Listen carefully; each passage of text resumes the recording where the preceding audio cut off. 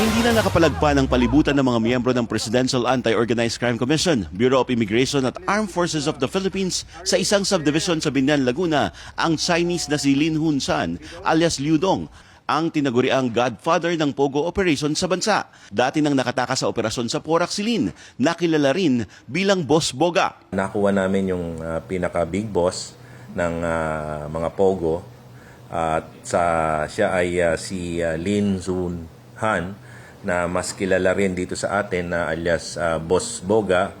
Ginagamit niya rin po yung pangalang Liu Dong at Hau-Hau na sa English po ang meaning ng Hau-Hau ay boss of bosses. Ayon pa sa PAOK, si Lin Hun-san ang nagsimula ng Pogo Hub na sinalakay noon sa Region 3, kabilang ang sa Porac, Pampanga at Bamban, Tarlac, sa Region 4 at maging sa NCR.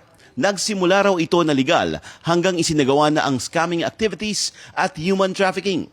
Automatic yan kasi once na magtatayo ka ng Pogo Hub, kailangan mo ng mga Pogo workers And to lure itong mga Pogo workers nito, kailangan i-lure mo sila na dito sa Pogo Hub na ito may magandang trabaho na magbibigay ng malaking sweldo. Although pagdating mo doon, pag nakapasok ka na, ang una nilang kinukuha is kukunin ng passport mo para magkaroon ng leverage at ma-hold ka nila. Nakuha ng PAOK ang peking passport na gamit niya na may pangalan na Liu Dong. Napasa kamay din ng PAOK ang orihinal na passport niya mula sa China. Napag-alaman pa na nabigyan ng special residence visa si Lin Hun-san kaya legal siyang maglabas-masok sa bansa. Kasama namang naaresto ang 12 pang Chinese at 9 na Pinoy na nagsilbi umanong driver at bodyguard. Kinukumpirma pa ng mga otoridad kung ang isa sa kanyang security ay isang retired military. Nakuha mula sa kanila ang kalibre 40, kalibre 45, 9mm at mga bala. Na-recover din sa operasyon ang 2 armored luxury SUV na ito.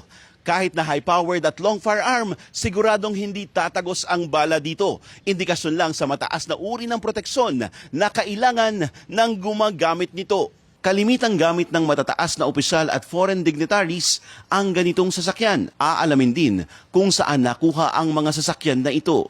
So, baka out of taranta is makalabit nila yung baril nila. O out of their passion to protect their VIP masyado silang manggigil, di ba? So, medyo delikado din. Kaya siguro iniisip namin nagtatrabaho lang sila pero minsan dapat pinipili mo rin kung saan ka magtatrabaho Palagay pa ng PAOK, itong si Boss Boga ang posibleng kinakatakutan ni Mayor Alice Guo. Makailang ulit na humingi ng tulong si Guo sa mga otoridad mula nang siya ay mahuli dahil may nagbabanta umano sa kanyang buhay. Every hearing kasi ma-attend ako And never na binanggit niya itong si Boss Boga or itong si Lin Zun-han. Hindi niya binanggit ito. Ang binabanggit niya yung tatlong wala na dito Yun sila Xianji, binabanggit niya yan sila Wang Ziyang, binabanggit niya yan si Duan Renwu. Mga wala na dito yan nasa abroad na yan nasa Singapore, nasa Hong Kong and Taiwan. So ito hindi niya binanggit to. Kaya ang tingin ko rito ito yung iniiwas niya Kaya nagbabanggit siya ng ibang pangalan.